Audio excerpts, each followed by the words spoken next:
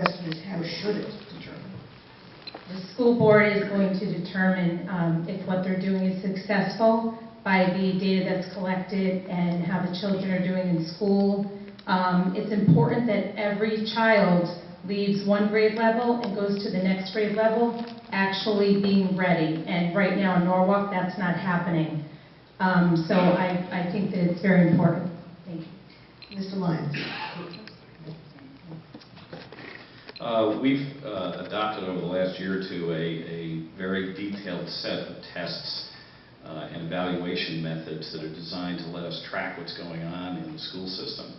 As I mentioned before, we are actually going to reduce the number of tests that are given to students in the schools, but we're replacing them with a series of tests that have been proven to allow you to track progress of students during the course of the year. So instead of relying on the big high-stake tests at the end of the year, whether it's the SAT or the SBAC or whatever, we're going to be testing during the course of the year so that we can identify students who need intervention and intervene during the year when it matters. We've also, we filed for approval and became a pilot district in the state for new systems of evaluations of teachers and principals, which are going to be tied to a lot of those results.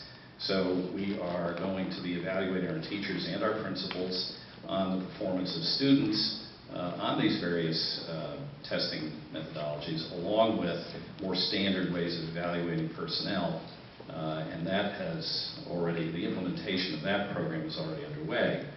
So I think if you look at those tests, then the final step, something that we did for the first time with Dr. Rivera, and we will be doing with Dr. Adamowski, is that we included in their contracts a provision for bonuses if they hit highly defined targets during the course of the year.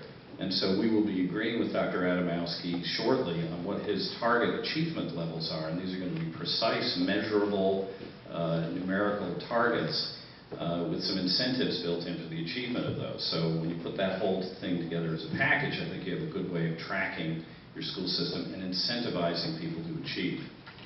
Thank you. Mr. Perillo. Data. So using these new tests to really track student achievement, but also know exactly where to intervene and to be able to do it quickly. I think that's one thing that we haven't really been able to do. So the new pilot hopefully is the future of having a quick look to know exactly where a student is maybe deficient and know exactly where to intervene. So I think that's the first step in, if you want to say, closing the achievement gap. And then also the program of assessing our teachers and administrators is going to be huge in just understanding not so much how they're doing, but in terms of professional development, what they really need to, again, help in closing the achievement gap to give kids what they need in terms of the intervention based on this data. I think all of that together is going to allow you to really see where you're achieving and where you're not. Okay, any rebuttal on the other side? All right.